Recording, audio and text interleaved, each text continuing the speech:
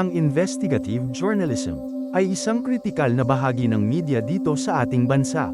Binibigyang pansin nito ang mga nakatagong isyu sa lipunan, nilalantad ang mga maling gawain, at may layuning panagutin ang mga may sala.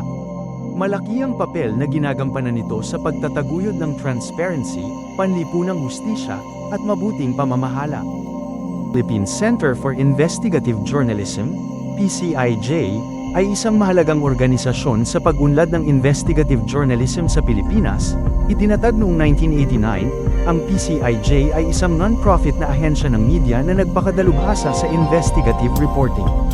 Sinusuportahan ng organisasyon ang mga proyektong investigative para sa print at broadcast media, naglalathala ng mga libro, gumagawa ng mga dokumentaryo, at nagsasagawa ng mga seminar sa pagsasanay tungkol sa journalism at public policy.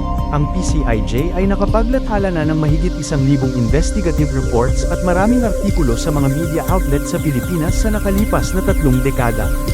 Tumanggap din ito ng pagkilala sa pamamagitan ng mga parangal tulad ng Kate Webb Award mula sa Agence France Presse at ang Asia Journalist Association Award para sa press freedom. Legal and ethical considerations.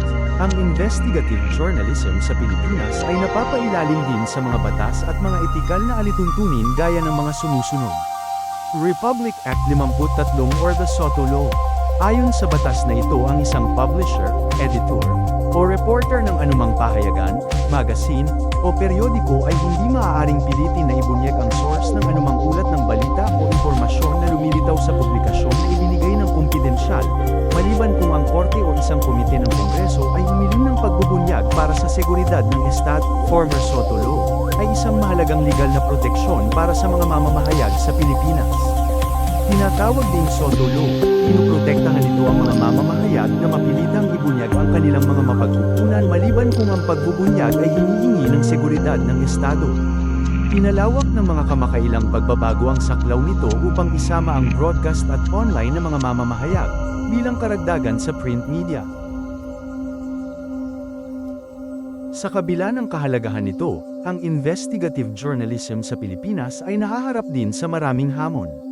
Mga isyu sa kaligtasan, ang mga Pilipinong mamamahayag ay madalas na nahaharap sa mga isyu sa kaligtasan, kabilang ang mga pagbabanta at karahasan, na maaaring makahadlang sa kanilang kakayahang magsagawa ng malalimang investigasyon.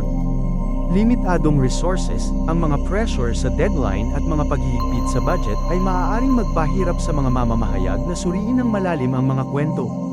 Pag-access sa impormasyon, ang pagkuha ng mga kinakailangang dokumento at impormasyon ay maaaring maging mahirap, kahit na may karapatang konstitusyonal na mag-access ng mga pampublikong talaan. Mga dilema sa etika, ang paggamit ng mga nakatagong kamera at kumpidensyal na mga mapagkukunan ay maaaring magpakita ng mga dilema sa etika, na nangangailangan ng maingat na pagsasaalang-alang ng mga potensyal na pinsala at panganib. Sa naising magbigay ng katotohanan sa kabila ng mga katiwalian, gumagamit ang mga investigative journalist ng mga paraan upang magsakilsip ng katotohanan. Documentary research, masusing paghahanap at pagsusuri ng mga pampubliko at pribadong dokumento. Human sources, pakikipag-ugnayan sa mga panayam sa maraming mapagkukunan, kabilang ang mga kumpidensyal na mapagkukunan, upang mang-alap ng impormasyon.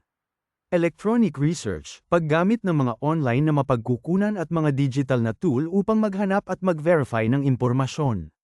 Data analysis, pagsusuri ng malalaking dataset upang matukoy ang mga pattern at anomalya.